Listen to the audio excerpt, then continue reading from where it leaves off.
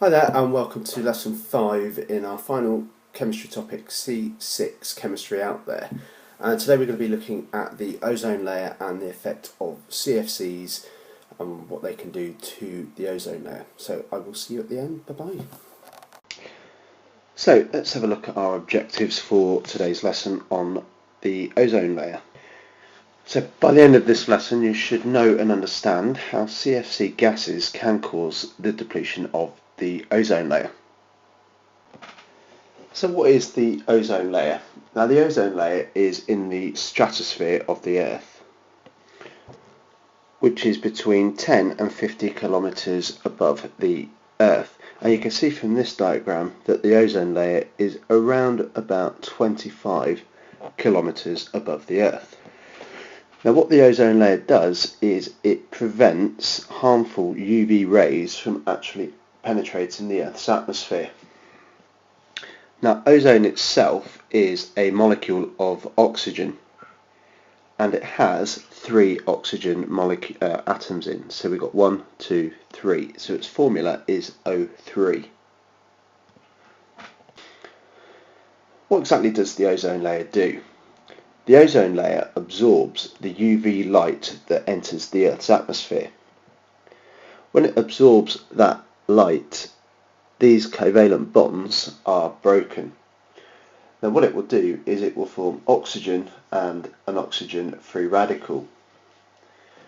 Now this free radical can then react again to form more oxygen, or it can rejoin and make more ozone layer. Now without the ozone layer, the Earth would have 1 or 2 minor problems, such as an increased risk of sunburn, increased aging of skin cancer, and an increased risk of cataracts. So what are CFCs then? Now CFC stands for chlorofluorocarbons, and what they are is they are organic molecules that contain chlorine, fluorine and carbon. Now they have a similar structure to alkanes with a central carbon atom, and then they have chlorine molecules where the hydrogens have been, and fluorine atoms. Now these can be longer chains of carbon, or they can contain more than 3 chlorines or more than 1 fluorine. So each position where a hydrogen used to be, it could be replaced by a chlorine or a fluorine atom. Now CFCs are used in various places, such as in refrigeration, in aerosols such as deodorants and paints, and they're used in these particular instances because they have very low reactivity, so they are inert. They also have a low boiling point and do not dissolve in water, so are insoluble. Now because of these properties, it meant that there was an extreme uptake in the use of CFCs. However, because of their reactions with the ozone layer that we'll look at in a moment, they have now been banned in several developed countries such as the UK. So how do they actually cause the problem? Now as light is able to hit the CFC molecule, it is able to break the bond. So while they're chemically inert at ground level, when they hit that UV, it forms what we call a radical, which is where this bond actually breaks.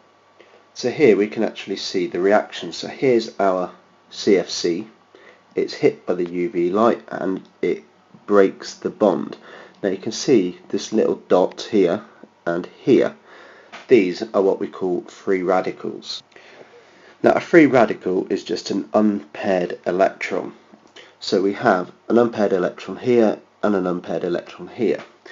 Now because in each of these covalent bonds is a pair of electrons, this unpaired electron is extremely reactive. Now this free radical is formed when there is an even split of the bond. So the electrons that are within this bond here that's broken, one stays here and one stays here. However, you can get it where you get an uneven split, so you might get the two electrons going with the chlorine forming a chlorine ion, which would be negative, and a positive ion on the rest of the CFC. So how does the CFC then damage the ozone layer? Now what can happen is that free radical can react with ozone. So here we've got our chlorine radical with our O3 ozone molecule, and that will react to form an oxygen and chlorine molecule and just our regular oxygen O2 molecule.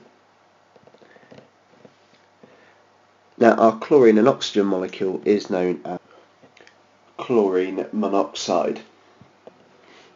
Now the chlorine monoxide can continue and react further with unpaired oxygen atoms. So we have our chlorine monoxide and unpaired oxygen, and we form again more oxygen, but we also have this chlorine radical still formed. So we start with a chlorine radical and we end with a chlorine radical, and what we end up with is our ozone, which is broken down, and we have two lots of oxygen that is able to escape. Now because we start with a chlorine free radical and end with a chlorine radical, this chlorine radical can continue and react further with more and more ozone. And this is what's known as a chain reaction. So that means a very, very small amount of the chlorine can actually go on and damage a lot of the ozone. Okay, so let's review what we've looked at today.